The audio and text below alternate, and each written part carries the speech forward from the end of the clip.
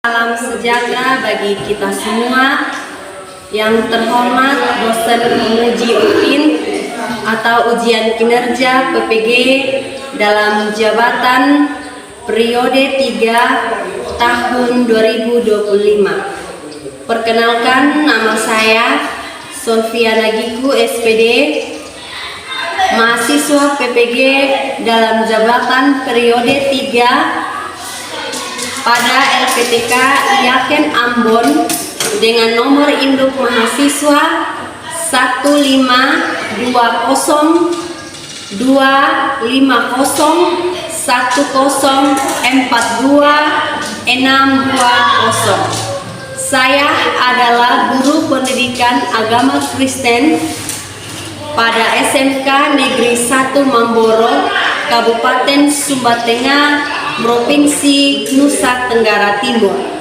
Pada kesempatan ini, saya akan melaksanakan praktek pembelajaran guna memenuhi tugas ujian kinerja PPG dalam jabatan periode 3 tahun 2025. Untuk lebih jelasnya, berikut adalah video praktek pembelajaran yang akan saya laksanakan. Mohon masukan dan saran untuk perbaikan di kemudian hari. Akhir kata, saya ucapkan terima kasih dan selamat menyaksikan. Pagi. Segar mau pagi begini. Sudah siap untuk terima pembelajaran hari ini? Siap, Bu. Oke, bagaimana kabar kita hari ini dulu? Baik, sehat, luar biasa. Yes. Puji Tuhan, semuanya sehat ya? Ya, Bu.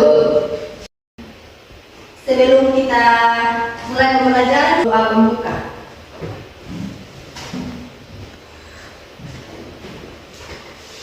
Teman-teman, sebelum kita mulai pembelajaran kita, mari kita menyanyi selamat pagi Tuhan. 1, 2, 3.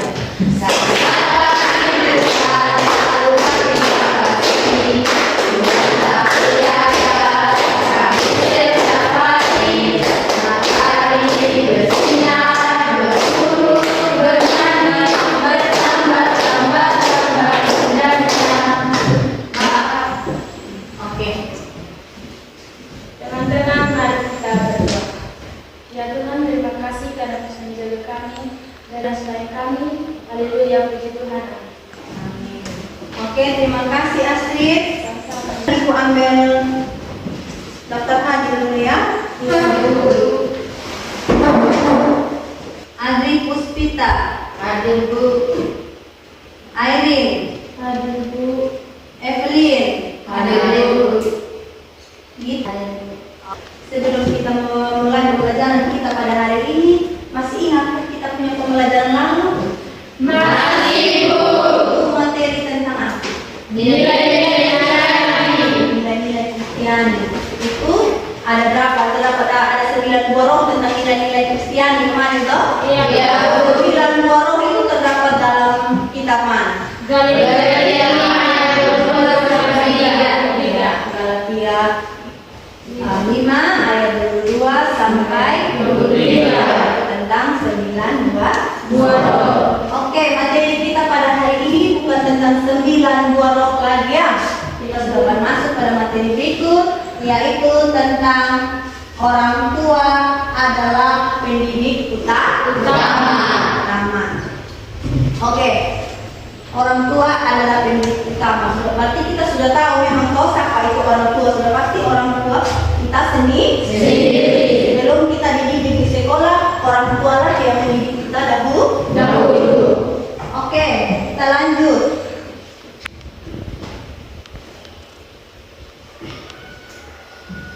Di sini dalam materi kita ada tujuan pembelajaran yang harus kita capai, yaitu yang pertama, bersyukur karena Tuhan mengatur kelahirannya melalui orang tua. Yang kedua, mengakui bahwa orang tua adalah pendidik utama. Yang berikut, memahami perjuangan orang tua dalam mengasuh setiap anaknya. Dan yang terakhir, mewujudkan dan hormat kepada orang tua sebagaimana yang diperintahkan Tuhan. Di sini ada pertanyaan pemantik. Ya, ibu bertanya, bagaimana hubungan dirimu dengan orang tuamu? Siapa yang bisa jawab ini? Bagaimana ibu punya hubungannya kamu dengan orang tuamu di rumah? Kira-kira ada yang bisa jawab itu? Hubungan baik dengan orang tua. Oke. Yang berikut, apakah Anda hidup bersama orang tua tunggal? Maksudnya kalian hidup hanya dengan satu orang tua saja, atau mama saja, atau hanya bapak saja? Tidak, ada juga ya. Ada juga yang hanya hidup dengan orang tua saja, atau dengan mama saja, dengan bapak saja ya. Pasti tidak semua sama ya, hanya hidup dengan orang tua. Yang berikut, apakah Anda mengerti Allah hadir dalam setiap pergumulan yang berhubungan dengan orang tua? Pasti Tuhan itu selalu hadir di setiap kehidupan orang tua kita toh. Yang penting kita percaya bahwa segala sesuatu yang orang tua pergumulan orang tua itu, kalau kita yakin dan percaya, pasti Tuhan memberikan jalan keluar, akan memberikan selalu hadir dalam setiap kehidupan orang tua kita. Oke, baik, kita lanjut. Materi kita pada hari ini ada 3 inti ayat Alkitab yang menjadi pedoman bagi kita, ya, yang menjadi pedoman bagi kita. Yang pertama di Keluaran 20 ayat 12, supaya lanjut umurmu di tanah yang diberikan Tuhan Allahmu kepadamu. Yang ayat yang berikut Amsal 22 ayat 6. Didiklah orang muda menurut jalan yang patut baginya, maka pada masa tuanya pun ia tidak akan menyimpang daripada jalan itu.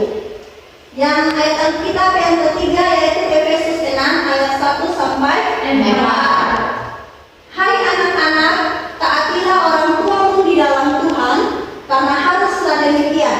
Hormatilah ayahmu dan ibumu.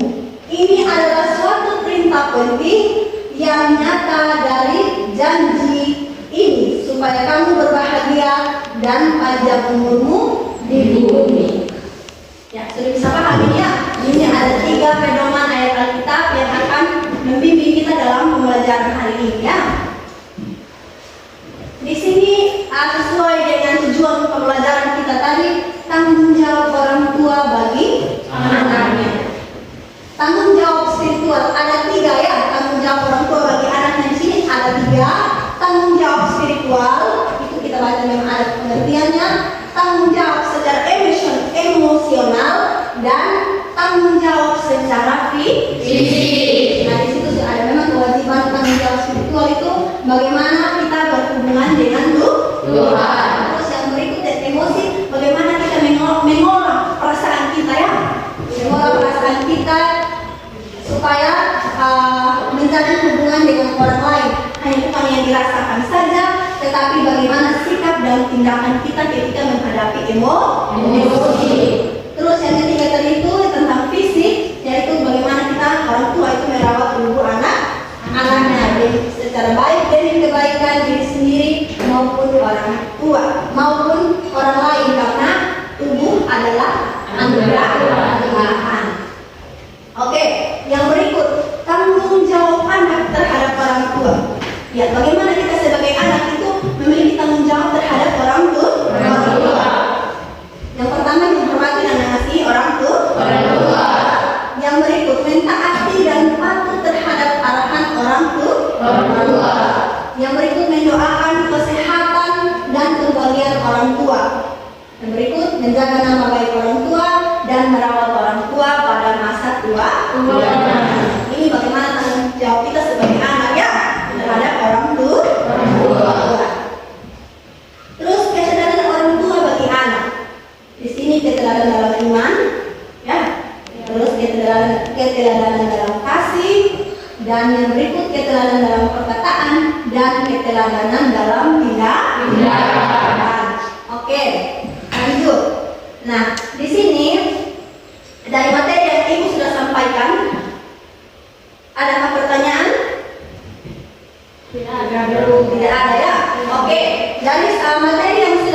sampaikan, ibu akan memberikan soal atau lembar kerja bagi peserta didik. Ya, ibu kasih lembar peserta untuk kalian kerjakan. Di sini ada tugas yang ibu kasih.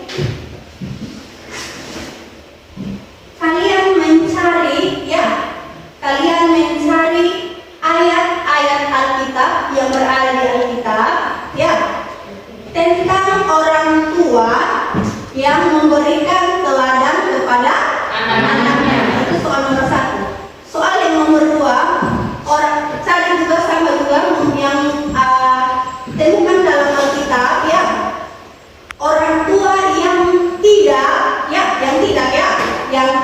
memberikan teladan kepada anak, ya, yang tidak memberikan teladan. Orang tua yang memberikan teladan kepada anaknya dan orang tua yang tidak memberikan teladan kepada anaknya. Jadi ada 2 soal, ya. Kita akan membagi kelompok, ya. Ibu tidak bagi sesuai deret sudah, ibu membagi kelompoknya.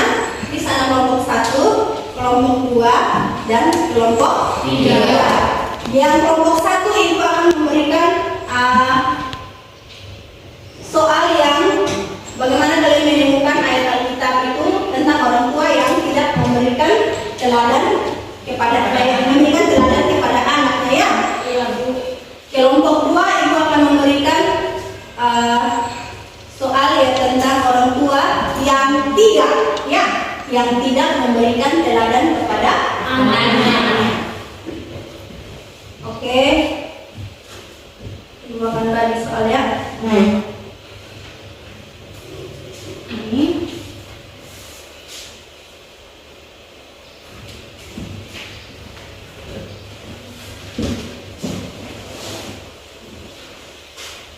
Ini sekarang dari kelompok. Bentuk kelompok sudah. Kalau sudah soalnya, bentuk kelompok, berkumpul supaya berdiskusi. Ya, langsung bentuk kelompok. Oke, kelompoknya sudah mulai terbagi. Sekarang kita mulai pada diskusi, ya. Iya, Bu. Kalian diskusikan, kalian cari di Alkitab kira-kira orang tua yang memberikan teladan kepada anaknya itu kira-kira terdapat dalam kitab mana. Coba kalian cari. Ibu kasih waktu 10 menit, ya. Iya, Bu. Bisa? Bisa, Bu. Oke. Begitupun juga di sini yang kelompok 2 kalian cari tentang orang tua, ayat Alkitab tentang orang tua yang tidak memberikan teladan kepada anaknya, ya. Oke, mulai diskusi. Yang lain baca Alkitab. Bertanya, jangan hanya satu saja yang aktif, ya. Semua harus aktif semua.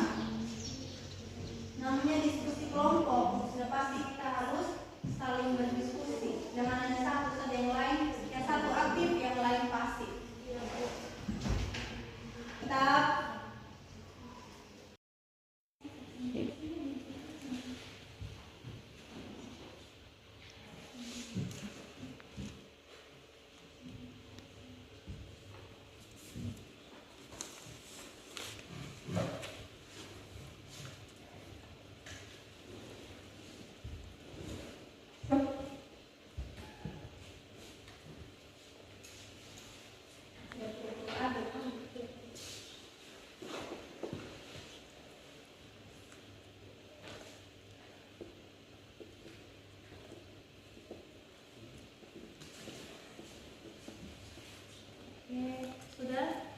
sudah dapat? Sudah dapat ayat Alkitabnya? Sudah. Nah, di sini sudah dapat ayat Alkitabnya? Sudah. Kalau sudah dapat ayat Alkitabnya, sudah temukan dalam Alkitab penjelasannya, ya.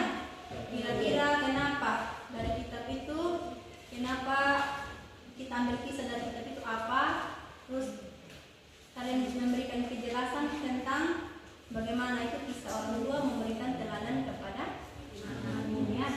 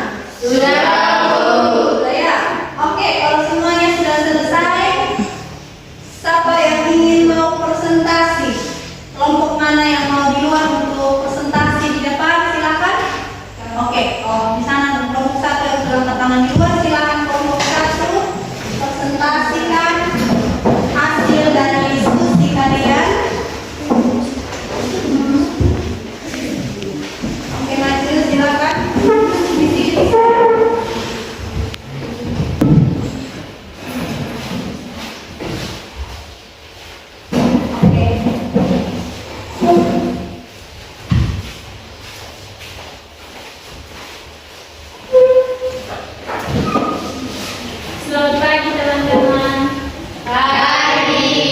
Perkenalkan kami dari kelompok 1. Kami akan menyampaikan hasil diskusi kami. Saya memberikan waktu dan saya memberikan kesempatan kepada teman saya untuk menyampaikan materi.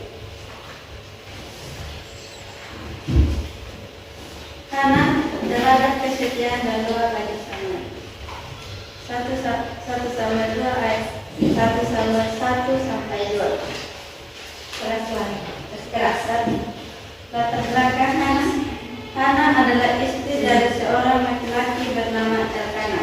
Elkana memiliki 2 istri, Hana dan Penina. Penina memiliki anak, Hana belum memiliki anak. Karena itu Hana sering bersedih hati dan menangis. Penina bahkan mengejek dan menyakiti hati Hana karena ia mandul. Meskipun hatinya sedih, Hana tetap setia datang ke rumah Tuhan di Shilo bersama suaminya. Setiap tahun untuk mempersembahkan korban, Elkana sangat mengasihi Hana, tetapi Hana tetap merasa hampa karena belum dikaruniai anak. Ayatnya ke-11. Iman Elia sempat mengira Hana menabuk karena mulutnya bergerak tanpa suara. Tetapi ketika Hana menjelaskan bahwa ia sedang berdoa karena sangat sedih, Eli berkata, Hana menjelaskan bahwa ia sedang berdoa karena sangat sedih. Eli berkata, "Pergilah yang selamat, Allah Israel akan memberikan kepadamu apa yang engkau minta daripadanya." 1 Samuel 1 ayat yang ke-17. Setelah itu Hana tidak sedih lagi karena ia percaya Tuhan mendengar doanya. Tuhan menjawab doa Hana. Beberapa waktu kemudian Tuhan mengabulkan doa Hana. Ia mengandung dan melahirkan seorang anak laki-laki dan menamainya Samuel, yang artinya aku telah memintanya dari Tuhan. Ketika Samuel sudah besar, Hana menepati nazarnya. Ia membawa anak itu ke rumah Tuhan dan berkata, "Untuk mendapat anak ini aku berdoa dan Tuhan telah memberikan kepadaku apa yang kuminta daripadanya. Maka aku pun menyerahkannya kepada Tuhan. Seumur hidupnya ia serahkan kepada Tuhan dan melayani Tuhan di dalam bimbingan iman Elia." Hana bersuka cita dan memuji Tuhan melalui sebuah nyanyian indah yang dikenal sebagai nyanyian Hana. Dari bacaan kami, jika ada dari kelompok lain yang ingin bertanya, kami silakan waktu dan kesempatan. Dari kelompok 2, saya silakan. Apa pesan moral dari kisah Hana bagi kehidupan kita sebagai pelajar? Baik, saya akan menjawabnya. Jangan mudah putus asa saat kita menghadapi masalah. Datang kepada Tuhan dalam doa, percaya bahwa Tuhan mendengarkan setiap doa. Mungkin tidak langsung dijawab, tetapi Tuhan tahu waktu yang tepat. Apakah jawabannya sudah pas? Pas. Terima kasih. Jika ada dari kelompok lain yang ingin bertanya, saya silakan. Kelompok 3 silakan. Apakah menurutmu mudah untuk menepati janji kepada Tuhan? Saya akan menjawabnya. Tepatilah janji kepada Tuhan. Terkadang menepati janji kepada Tuhan tidak selalu mudah. Kadang kita mudah berjanji saat sedang dalam misi kita. Misalnya berdoa, contohnya, "Tuhan, kalau Engkau menolong saya akan rajin membantu orang tua atau orang lain." Namun setelah doa dijawab dan keadaan membaik, banyak orang lupa atau mengabaikan janji. Ketiga? Terima kasih. Terima kasih atas waktu. Sekian dan terima kasih dari presentasi kami. Saya kembalikan kepada Ibu.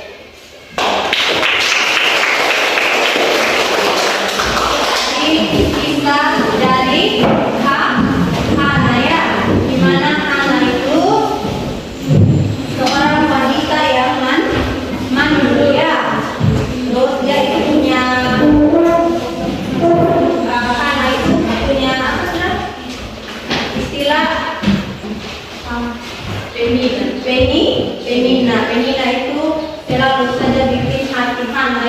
Tadi kau seperti itu kan? Iya, Bu. Ya. Membuat hati Hana itu sedih. Selalu bilang itu kalau Hana ini tidak mempunyai anak atau mandu. Tapi karena doa Hana, akhirnya Tuhan mengabulkan doa Hana dan Hana akhirnya melahirkan seorang anak laki-laki. Siapa tadi anak-anaknya? Samuel. Yang artinya tadi ada artinya toh kelompok satu? Ada, Bu. Ya artinya apa tadi? Aku telah meminta kepada Tuhan. Oke, sekali lagi free applause buat kelompok satu. Kelompok satu. Oke, yang berikut. Oke, yang berikut ada lagi. Kelompok mana yang maju duluan? Oke, kelompok dari orang tua yang tidak memberikan teladan kepada anaknya ya. Iya toh, pada kelompok tua. Oke, silakan. 3. Selamat pagi teman-teman. Terima kasih atas waktu dan kesempatan yang telah diberikan kepada kami. Kami kelompok 2 akan mempresentasikan hasil diskusi kami. Waktu dan kesempatan saya berikan kepada teman saya. Terima kasih atas waktu yang diberikan kepada saya. Saya akan menjelaskan tentang orang tua yang tidak memberikan teladan kepada anaknya. Elia dan anak-anaknya, 1 Samuel 2 ayat 22 sampai 36. Eli adalah seorang iman di Silo yang melayani Allah.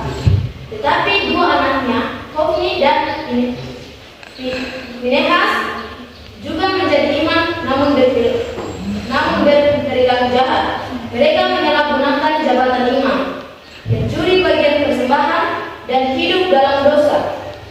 3. Eli mengetahui perbuatan anak-anaknya, tetapi tidak menegur mereka dengan tegas. Akibatnya, Allah mengirim seorang nabi untuk menegur Eli dan menyatakan bahwa keluarga Eli akan dijauhkan dari jabatan imam selamanya. Dan seorang imam yang setia akan menggantikan mereka. Makna kisah ini adalah yang pertama, tanggung jawab orang tua dan pemimpin rohani. Eli mendapatkan pemimpin dan orang tua yang gagal menegakkan kebenaran di tengah keluarganya. Tuhan mengingatkan bahwa tanggung jawab rohani keluarga tidak boleh diabaikan, bahkan jika bersalah atau anak sendiri. Yang kedua, dosa tidak bisa ditutupi dengan jabatan rohani. Meskipun Hofni dan Pinehas adalah imam, jabatan ini tidak menyelamatkan mereka. Sekian dari presentasi kami. Jika ada dari kelompok lain yang ingin bertanya, waktu dan kesempatan kami berikan. Kelompok satu, silakan kelompok satu berdiri ya, supaya masih keras mendengar. Baik, saya akan memberikan pertanyaan. Jika kamu menjadi Eli, apakah yang akan kamu lakukan ketika anakmu berbuat dosa? 3. Baik, saya akan memberikan pertanyaannya. Jika kamu menjadi Eli, apa yang akan kamu lakukan ketika anakmu berbuat dosa? Baik, saya akan menjawab. Jika saya menjadi Eli, ketika anak-anak saya berbuat dosa terhadap Tuhan, saya seharusnya menegur mereka dengan tegas dan mengambil tindakan yang benar di hadapan Tuhan. Bukan hanya menasihati, tapi tindakan, dan kita harus belajar bahwa kasih kepada anak harus diiringi dengan ketegasan dan kebenaran. Orang tua. Apakah jawaban dari kami sudah pas? Pas. Terima kasih. Jika masih ada dari kelompok lain yang ingin bertanya, waktu dan kesempatan kami berikan. Terus ya.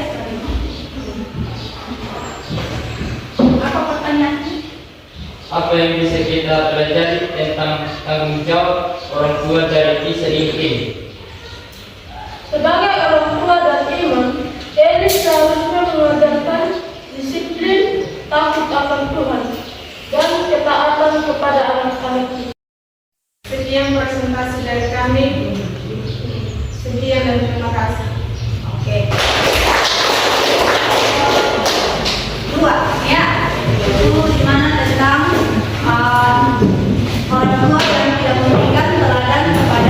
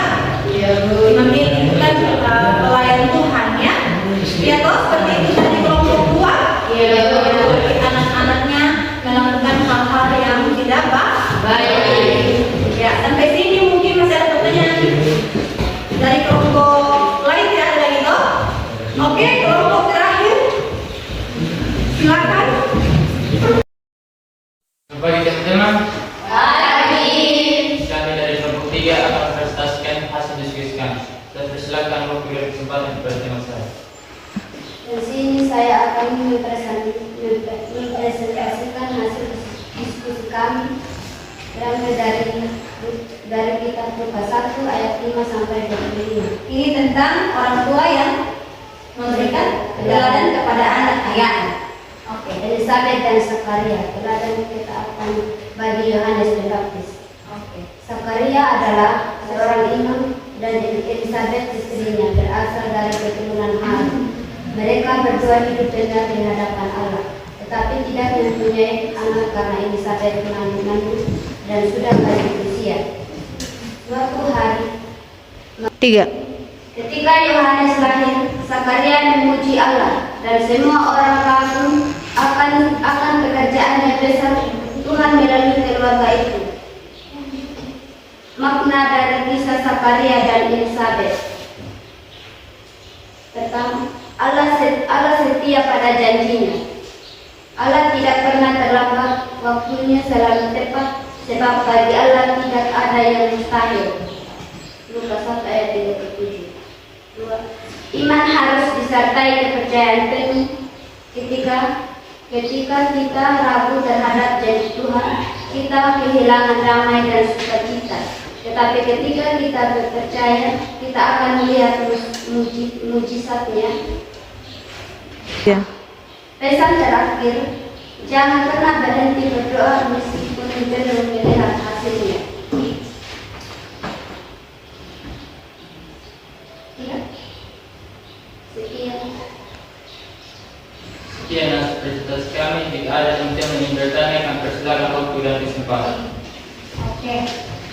Kelompok 3 memberikan kesempatan buat setiap kelompok untuk memberikan pertanyaan. Ada yang mau bertanya? Ya, silakan. Bagaimana Tuhan menjawab doa kita? Saya akan menjawab, karena Allah mengenapi janjinya memberikan anak kepada mereka walaupun mereka sudah tua. Apakah jawaban pas? Pas. Oke. Jika masih ada yang ingin bertanya, kami persilakan. Ya, kelompok 1. Saya dari kelompok 1 akan memberikan pertanyaan. Mengapa Tuhan memilih Zakaria dari Elisabet untuk menjadi orang tua Yohanes Pembaptis? Saya akan menjawab, karena mereka hidup benar dan setia di hadapan Allah. Oke, jawaban pas. Pas. Sekian hasil presentasi kami. Sekian dan terima kasih. Saya luar biasa semuanya. Jadi kita bisa tahu toh mana ayat kitab yang kita temukan, mana yang memberikan teladan, orang tua yang memberikan teladan kepada anaknya, dan orang tua yang tidak memberikan teladan kepada anaknya. Oke, baik, kita sudah selesai tadi presentasi ya. Tadi yang dilihat dari hasil presentasi tadi yang tegas, yang menjawab dengan tegas juga, yang memberikan pemahaman penjelasan tadi tentang ayat Alkitab itu ada pada kelompok 2. Bukan berarti yang lain tidak baik ya, semua baik. Hanya ketegasan dalam penyampaian dan penjelasan tentang materi yang disampaikan itu ada pada kelompok 2. Jadi jangan berharap, jangan ada pelajaran lain lagi yang ingin kalian presentasi, kalian mencontohi bahwa kalian harus menyampaikan materi itu dengan tegas supaya bisa dipahami oleh teman-teman. Oke, sebentar tugas yang ibu kasih, sebentar di akhir ini dikumpulkan ya. Sekarang kita masuk pada lembar refleksi. Ya, nanti ibu akan membagikan lembar refleksi ini. Yang pertama itu dari pemahaman dan pembahasan materi ini, bagian manakah yang paling sukar untuk dipelajari? Maksudnya, kira-kira dari menurut kalian itu materi mana yang sukar kalian pelajari? Ya, nanti ibu akan membagikannya. Terus yang kedua, ceritakan hal-hal menarik yang kamu dapatkan dalam materi ini. Kira-kira hal menarik apa yang kamu temukan dalam materi yang kita sampaikan dari awal tadi sampai kita pada diskusi, sampai presentasi ya. Terus yang ketiga, materi mana yang belum dipahami? Ya, ini ada lembar refleksi, ibu bagikan, kalian tulis di sini ya. Ya, oke.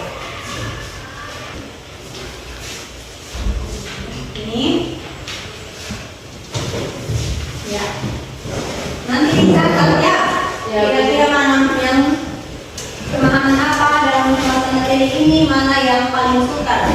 Yang menurut kalian masing-masing ya? Masing-masing. Ini per individu ya. Oke, mulai. Ya, nanti sebentar terakhir baru kita kumpulkan sekalian dengan tugas dari presentasinya ya. Ya. Sudah selesai? Sudah. Isinya sudah dicatat itu 3 poin? Sudah. Oke. Dengan berakhirnya pengisian lembar refleksi kita pada hari ini, maka berakhirlah kegiatan pembelajaran kita. Untuk itu saya minta satu orang untuk memimpin kita sebelum memimpin kita ujian dan doa penutup.